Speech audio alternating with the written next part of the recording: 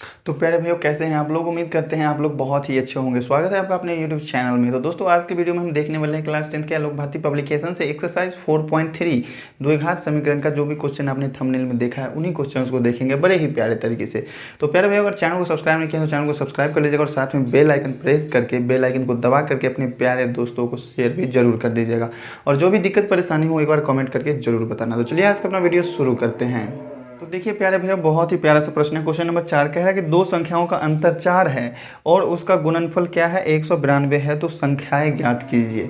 तो प्यारे भैया देखिए, इस तरह के क्वेश्चन को कैसे सॉल्व करेंगे। तो मान लेते हैं पहला संख्या, माना दोनों संख्या को मान लेते हैं। माना पहला संख्या क्या है? माना पहला संख्या बराबर x और दूसरी संख्या क्या है? दूसरी संख्या y मान लेते हैं।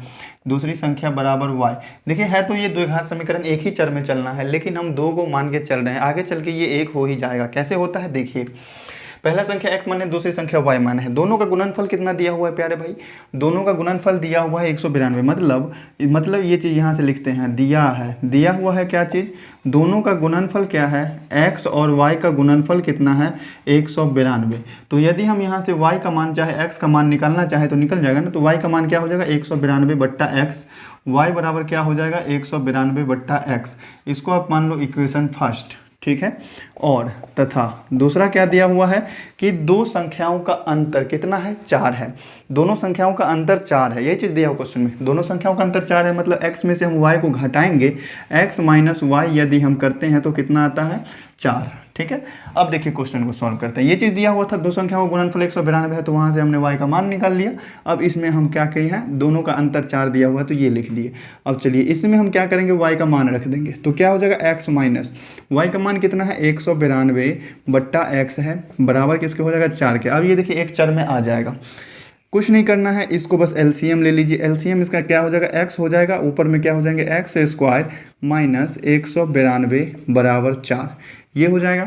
अब यहाँ से देखने से लग रहा है क्रॉस मल्टीप्लिकेशन करना चाहिए, तो आप क्रॉस मल्टीप्लिकेशन कर देते हैं। एक्स स्क्वायर माइनस 192, इसके नीचे कुछ नहीं है, बट्टा 1 है। गुना करेंगे तो इतना ही हो जाएगा, एक्स स्क्वायर माइनस 192 और बराबर ये कितना हो जाएगा? 4 को x से गुना करेंगे तो 4x होगा। द्विघात समीकरण में लाना है तो सब पद को हम एक साइड ले आते हैं, बराबर 0 कर देंगे उधर। तो क्या हो जाएगा? एक्स स्क्वायर, ये 4x प्लस में है, इधर आया तो भाई माइनस में हो गया, और माइनस 192 और इधर बच गया कुछ नहीं तो 0, अंडा।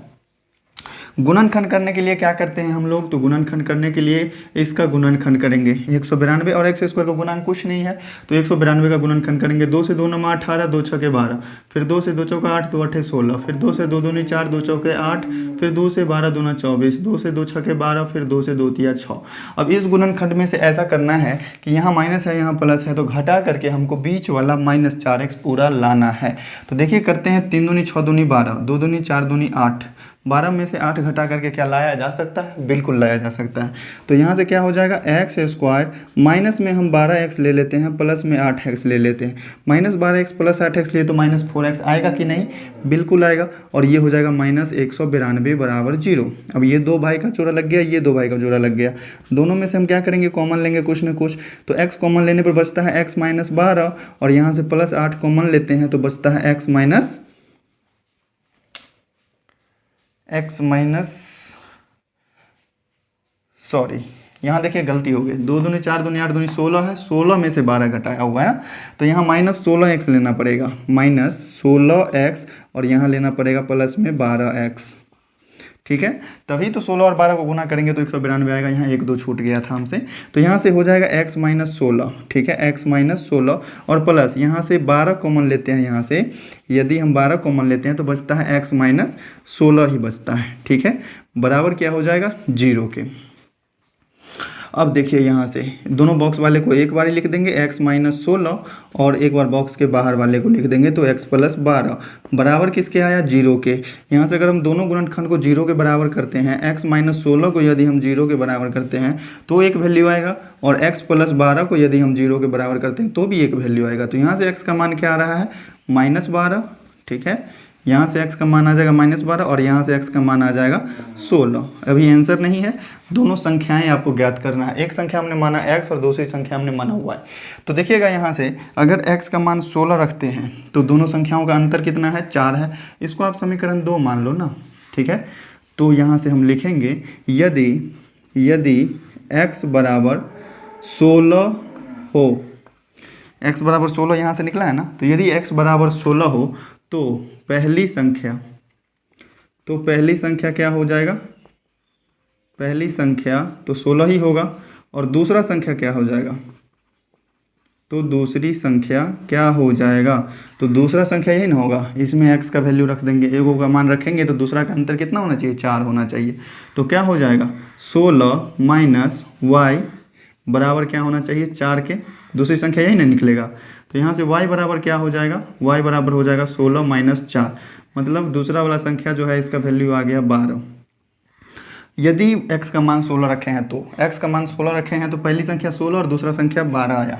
अब क्या करेंगे, x का मान -12 रख के चेक करेंगे, रख के चेक नहीं करेंगे। यदि x बराबर -12 हो तो दोनों संख्याएं कौन सा होगा, तो पहला संख्या तो -12 ही होगा, तो पहली संख्या कितना हो जाएगा -12, और दूसरा क्या हो जाएगा, तो दूसरा क्या हो जाएगा, ठीक इसी तरीके से 16 में से आप घटा दो, 16 है यहाँ तो यहाँ -12 है, तो -12 में से आप 4 को घटा दो तो क्या हो जाएगा -16।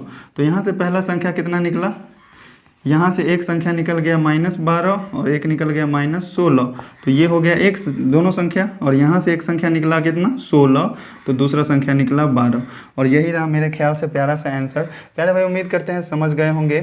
कितना कितना है 16 12 निकल गया, -12 16। चलिए बहुत ही प्यारे तरीके से समझे होंगे कैसे करना है सॉल्व इस तरीके के क्वेश्चन में। 2 4 हमने मान लिया, कोई दिक्कत नहीं है, आगे आके तो भाई द्विघात समीकरण तो बनाना। स्क्रीनशॉट लेकर के नोट करना चाहते हैं तो नोट कीजिए, फिर बढ़ेंगे अपने नेक्स्ट क्वेश्चन पे। तो प्यारे भाइयों बहुत ही प्यारा सा क्वेश्चन, अपना क्वेश्चन नंबर 5, 2 लगातार विषम धन पूर्णांक के वर्गों का योगफल 290 है। 2 लगातार विषम धन पूर्णांक मतलब पॉजिटिव नंबर्स, धनात्मक संख्याएं, 0 से बड़ी संख्याएं, और क्या है विषम पूर्णांक है। विषम पूर्णांक में कौन कौन सा आता है, 1 आता है, 3 आता है, 5 आता है। अंतर कितने कितने का होता है सभी में, देखिएगा एक अंक छोड़ करके, मतलब किसी भी विषम संख्या में 2 जोड़ेंगे तभी विषम संख्या अगला मिलेगा।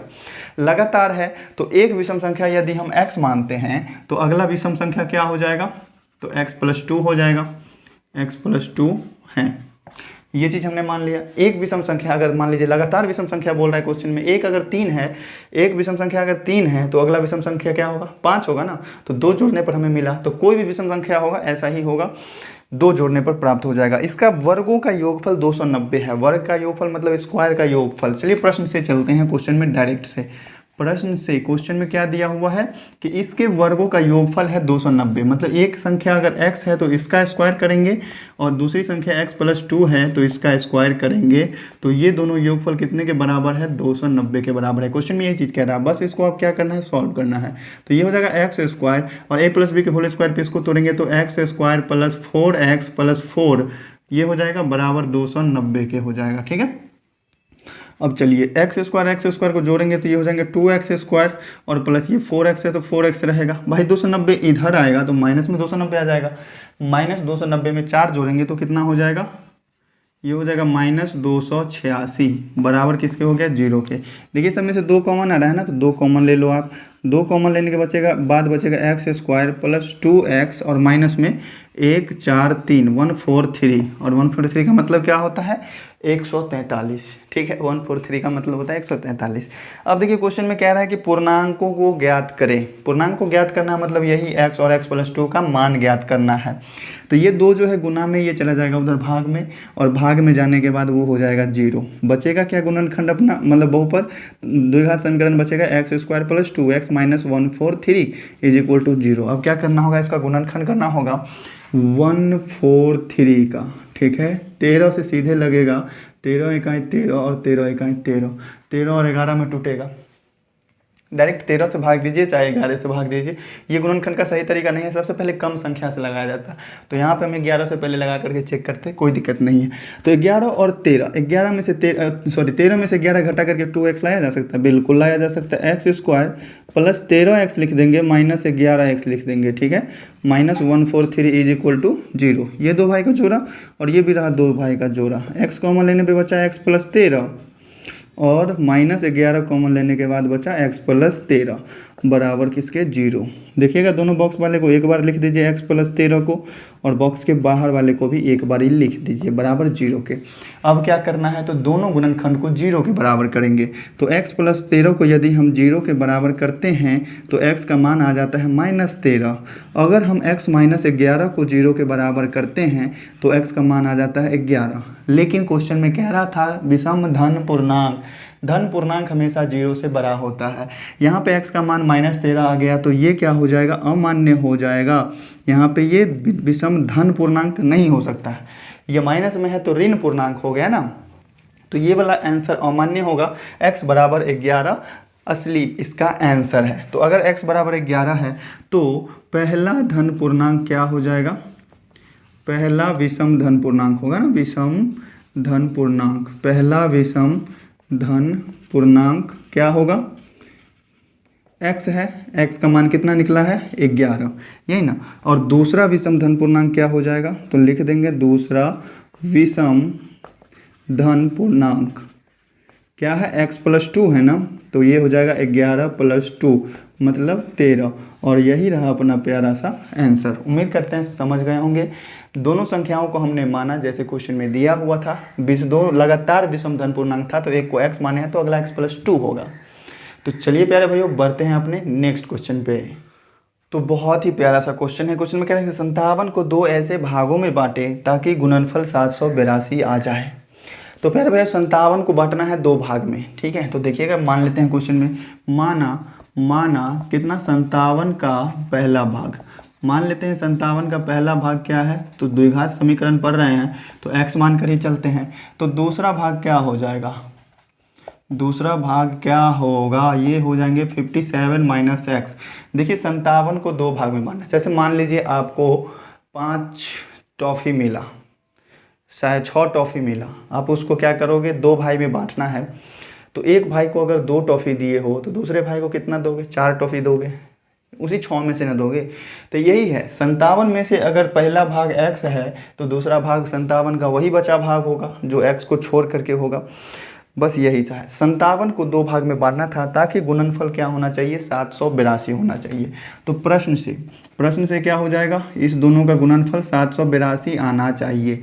मतलब x को गुना करेंगे 57 माइनस x से तो ये 782 आना चाहिए। अब आपको वो संख्या ज्ञात करना है, तो वही संख्या है, इसी में x का जो मान होगा वही उस संख्या निकल जाएगा। 57 को x से गुना करेंगे तो 57x हो जाएगा और माइनस में क्या हो जाएंगे x² बराबर 782 आया। चलिए इस सबको हम उधर ले जाते हैं तो क्या हो जाएगा 0 बराबर x² चला जाएगा प्लस में 57x है, ये चलाएगा माइनस में 57x, और इधर प्लस में ही है 782 तो ऐसे ही रहेगा। इसको चाहें तो आप सीधा भी कर लीजिए, क्या हो जाएगा x²। चलिए हम गुणनखंड भी कर लेंगे इसका।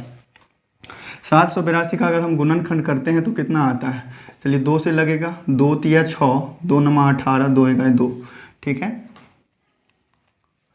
2 से कट गया, 2 तिया 6, 2 नमा 18, 2 एका 2, ठीक है। ये गुणनखंड थोड़ा ज़्यादा बड़ा आने वाला है। अब यहाँ से कुछ नहीं होगा, डायरेक्ट कितना से लगेगा, 7 7 7 49, सीधे 17 से लगेगा ना, सीधे 17 से लगेगा। कितने से, 17 दूनी 34 और 17 तिया 51, ठीक है।